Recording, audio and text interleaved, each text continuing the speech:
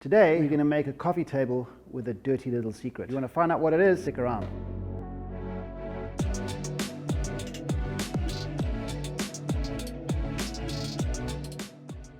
What we've done is we've made our template, right? What we're doing now is called rough marking. And we're just going to trace this onto our pieces of wood to make sure that A, we have enough material, and B, we know where we're going to be cutting. So I'm going to take a pencil and just trace that curve onto our leg. Now the cool part about this design is that there's almost no wastage because we can flip this way, which means we're wasting far less material and we are economizing. Easy peasy, lemon squeezy. 1, 2, 3, 4 legs. I'm going to rough cut here, there, and on our edges, so we've got smaller pieces to work with. Then we're going to head over to the bandsaw, cut these out as accurately as we can. Once that's done, you'll be able to do the joinery actually. Simple as that. So now we've got our 4 legs roughly cut out. We can head over to the bandsaw, cut on these lines.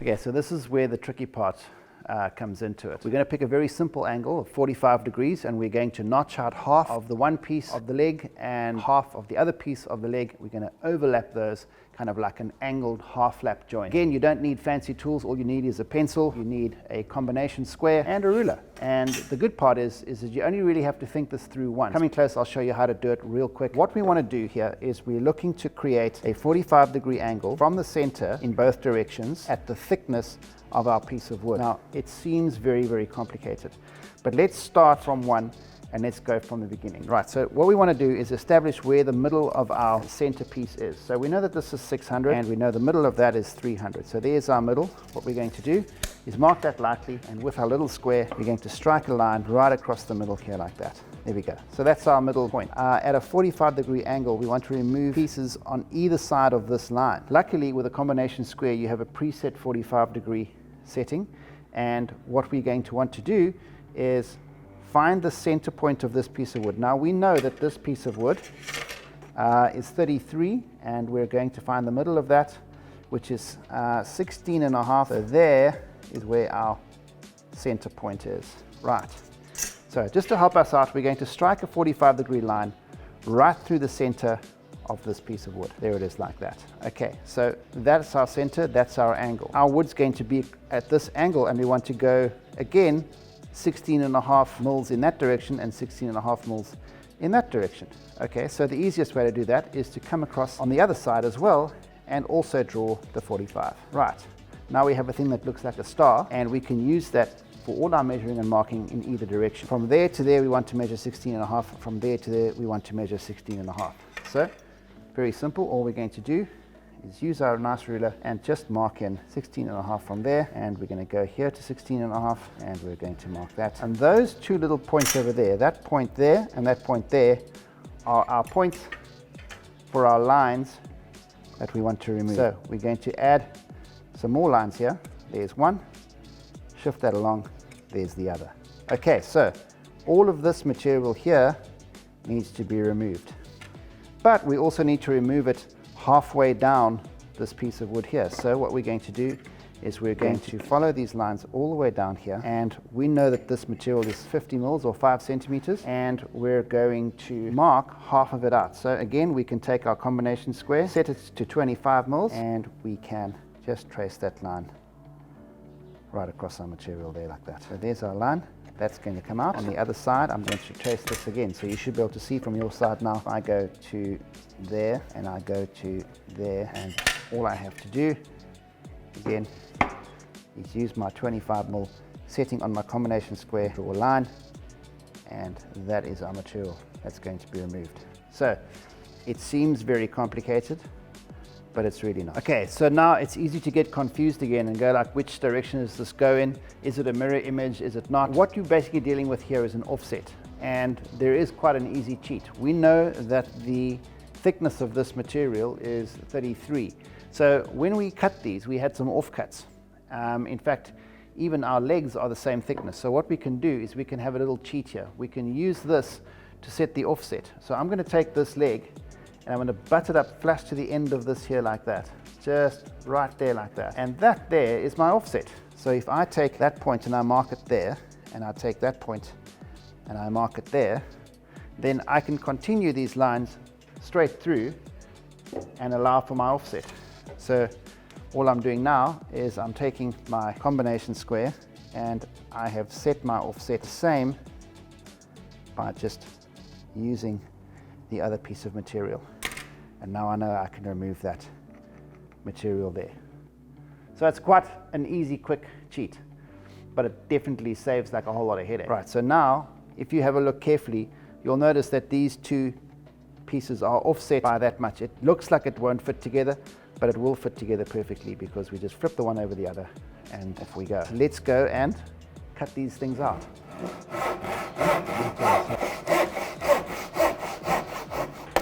Actually remarkably quick.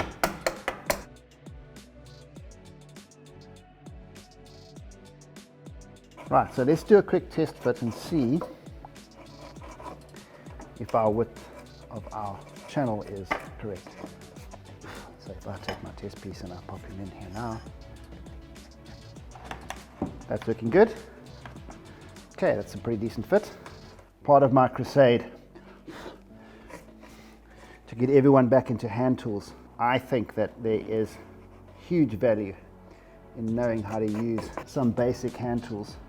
Now, I mean, you don't get more basic than a mallet and a chisel. There we have one half of our half lap nicely done. Now we have to do the other one.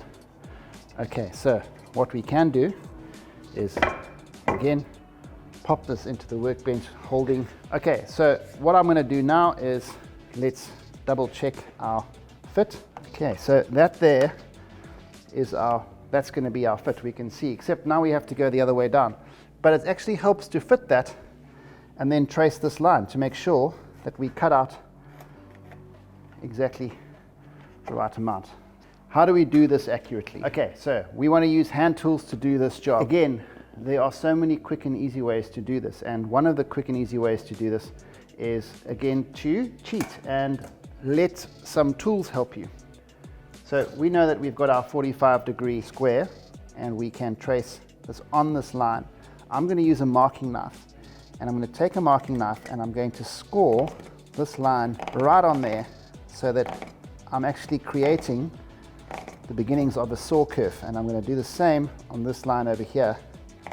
I'm going to use a marking knife to set up my first saw curve. Now, what exactly is a saw curve? It's the thickness of your saw blade, but we're going to create a quick knife wall. And how I've done that is I've just taken my chisel and I've pushed it into the wood up to my knife line that I've just created with my knife. Now, you can see what's happened is I've actually created a perfect little slot for my saw, and I know that when I put my saw in there, I am accurate.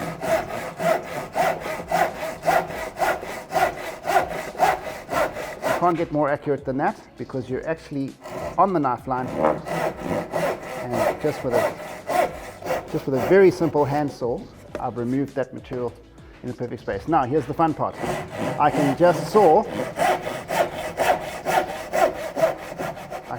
random saw curves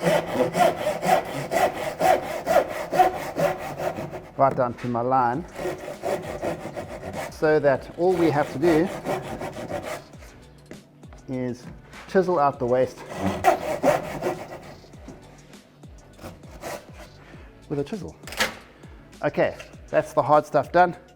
All we're doing now is we are removing material. So from this side, I'm just going to take my chisel and look how quickly that comes out.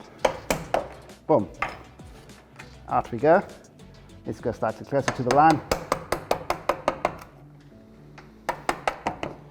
Even closer.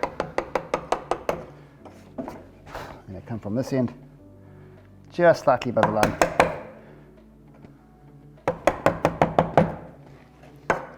And all that's left to do is to use your chisel and work your way flat down to your gauge line. So again, this is not difficult or complicated. You just need a relatively sharp chisel, and those are easy to come by.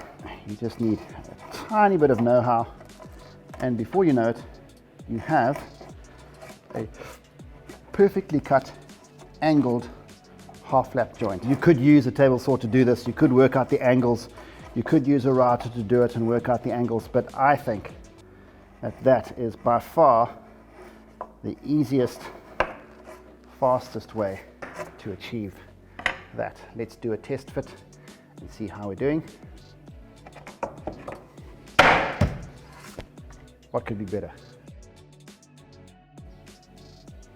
All right, so now we have to join our legs onto our cross beams, which we've already notched out, so those look perfect. We have to join these legs onto here now. A couple of ways we can do it, and I think for me, what I'm going to do is I'm going to use something called a domino machine. Now, yes, it's an expensive tool by anyone's measures. It's not a cheap toy, but it does make my life simpler and faster. So because I have one, I'm going to use it. I'm not suggesting for a second that everybody has to rush out and buy one. Of course, if you do, that's rad.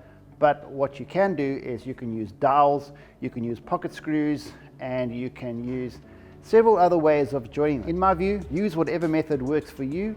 It's going to be in the bottom part of the legs of a coffee table. It's not that visible anyway.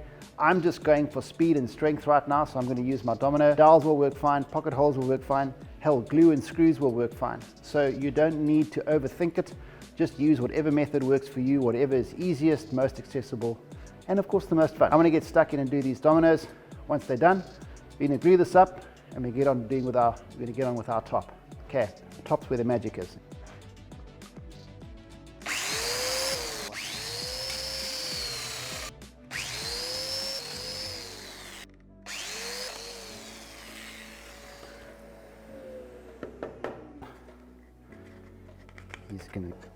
This is where the famous Gorilla Glue comes out, and all we're going to do is put a decent amount of glue in this glue joint and wait for it to work its magic. Nice bit of glue on that one, nice bit of glue over here.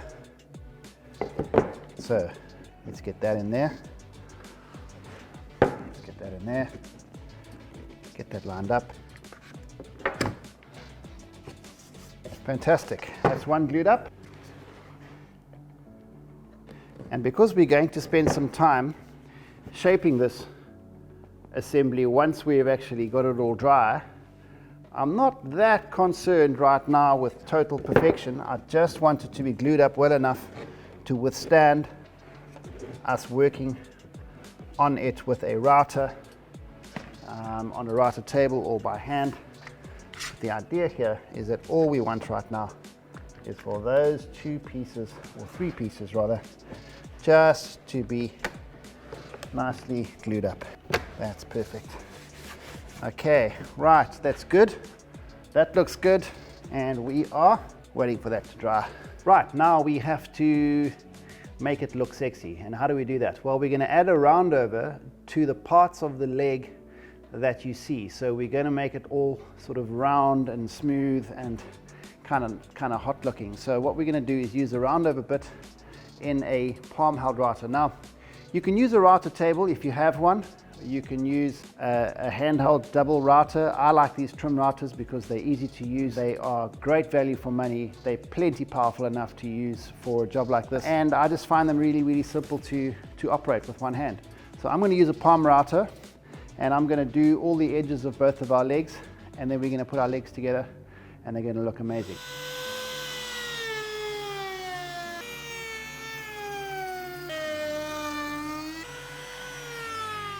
Now, what a difference a router can make. It's crazy how much just it's more modern, how much cooler that looks. So let's do the other one. We've got some cleanup to do on the feet here, but we'll sort that out last.